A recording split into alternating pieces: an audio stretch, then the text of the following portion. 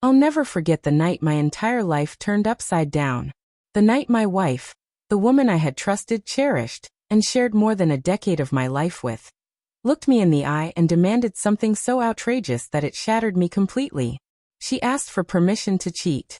Not because she slipped up, not in some moment of weakness, but deliberately.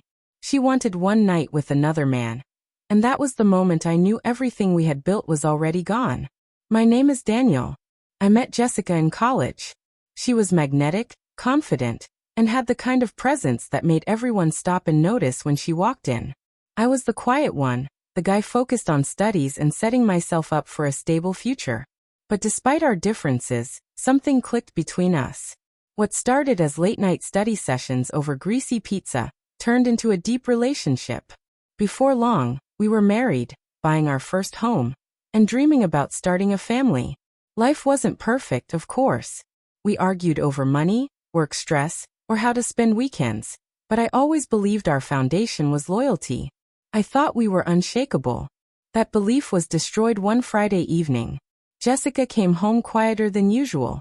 She poured herself a glass of wine, sat down across from me, and said in this unsettlingly calm voice, "Daniel, I need to ask you something, and I want you to really think before you answer."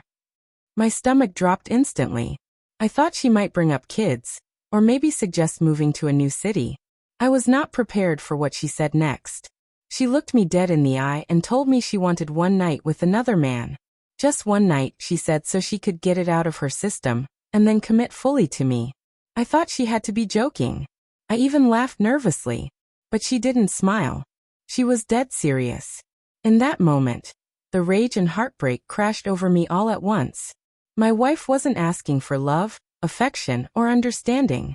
She was asking me to give her permission to betray me. That told me everything I needed to know about where her heart already was. "Jessica," I said, trying to keep my voice steady, "you're asking me to give up my self-respect so you can scratch some itch. Marriage isn't about testing the limits of loyalty, it's about choosing each other every single day. And if you're even considering this, then you've already chosen someone else." She didn't back down. She called me dramatic. She said it was just one night, and that it wouldn't mean anything. She even had the audacity to ask if I trusted her. That was the cruelest twist, trying to disguise her betrayal as some kind of trust exercise. I stood up, walked to the front door and opened it. "If you need another man for one night," I told her, my voice firm even though I was breaking inside, "then you don't get another night with me. Pack your things. You're finished here." She froze, stunned. She clearly expected me to argue, maybe plead with her, or try to negotiate. Instead, for the first time in our marriage, I drew a line that could not be crossed. What followed was pure chaos. She cried, screamed, begged, and accused me of throwing everything away over a stupid request. But I reminded her, she had destroyed it the moment she asked. Eventually, she packed her suitcase and left. When the door shut behind her, I collapsed on the couch and sobbed harder than I ever had in my life. I felt hollow, like the ground beneath me had vanished. The questions swarmed in my head. Was I not enough? Did she ever truly love me? Had she been waiting all along for an excuse to escape? The days afterward were brutal. Some of our friends reached out, shocked. Others admitted quietly that they weren't surprised. Apparently Jessica had been complaining about feeling trapped for months. That revelation cut deeper than any knife.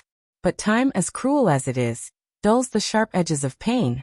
And when it does, you start to see things clearly. I realized Jessica's request wasn't really about one night with another man. It was about respect, or rather, the complete lack of it. She didn't respect me, our vows, or the life we had built. And without respect, love is meaningless. Within a month, I filed for divorce.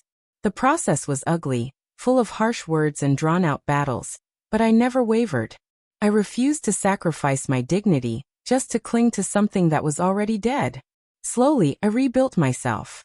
I focused on my career, I worked out, I reconnected with friends I had lost touch with. Piece by piece, I began to heal. And eventually, I found myself feeling grateful. Grateful that she showed me who she really was before we brought kids into the mix. Grateful that I didn't spend another 10 years blind to her lack of loyalty. Grateful that I had the strength to walk away. It's been years now. Jessica is out of my life completely. I don't follow what she's doing, and I don't care to. I've moved on and I'm with someone who values trust and commitment. And the biggest lesson I've learned? Love without respect is nothing but an illusion. If there's anything you take away from my story, let it be this. Never let anyone convince you to lower your self-worth in the name of love. Real love doesn't ask you to surrender your dignity. Real love chooses you, every single day.